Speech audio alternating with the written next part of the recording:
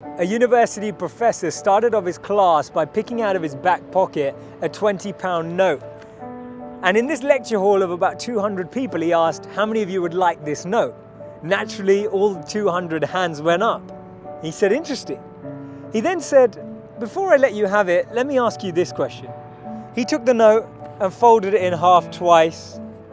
And then he said, how many of you want this note? Still, 200 hands went up. Now he said, let me try something else. He took the note and he crumpled it. He said, how many of you want this note now? Still, 200 hands went up. Finally, he chucked the note on the floor. He screwed it with his shoe and crumpled it even more, picked it back up, now with dirt, and said, how many of you want this note? All 200 hands were still up. He said, today you've learnt an important lesson. No matter how much I crumpled that note, how much I scrunched it up, how many times it was trodden on, you still wanted it because it was still worth £20. In the same way that that £20 note held its value, so do you. No matter how many times life will tread on you, life will crumple you, life will scrunch you, and life will squeeze you, you will always keep your value, that spark within us all of bliss, knowledge, and eternity that exists. That spark will never be taken away.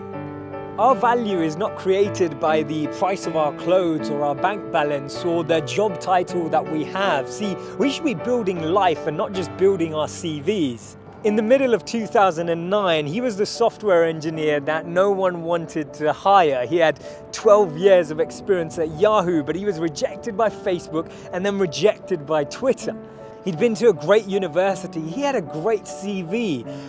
But he decided to team up with one of his alumni members at Yahoo and started to create an app and focus on the startup space. In 5 years' time, he sold that app for $19 billion to Facebook. Believe it or not, that was Brian Acton, the co-founder of WhatsApp. When he was rejected from Facebook, he said it was a great opportunity to connect with some fantastic people. I look forward to life's next adventure. When he was rejected by Twitter, he responded by saying, worked out, it was quite a long commute. It's so interesting to see that someone rejected from two of the top internet companies actually responded with humor and actually responded with positivity. This lady was diagnosed with clinical depression. Her marriage had failed and she was jobless with a dependent child. She was on a 4-hour delayed train journey from Manchester to London when she came up with this idea, and she started to write this book about this wizard. And as she started writing, she then finished her manuscript, took it to 12 publishers and was rejected by all 12. Believe it or not, that's J.K. Rowling. This man watched his first company crumble. He was a Harvard University dropout and his first company's demo didn't even work. He went on to build Microsoft. His name's Bill Gates. Therefore, failure is just a sign that we need to widen our scope. We need to be ready and build ourselves up for the next level. Actually, what we end up achieving is far greater than what we'd envisioned for ourselves. And this divine plan, this orchestration can't be happening without this intervention that occurs, because if we had it our way, we'd just settle, we'd just accept what we thought was our goal, what we thought we were chasing.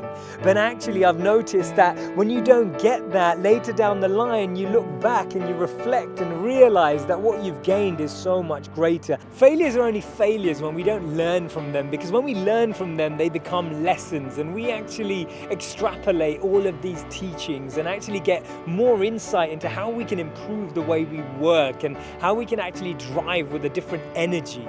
The challenge we have is that we only talk about people's failures when they succeed, and that's why they become this taboo, or we feel like their failures never happened. We need to share these stories earlier. We need to bring out these stories and experiences on the journey so that people who are on the journey can actually follow in those footsteps.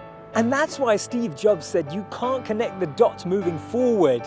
You only can when you're looking backwards.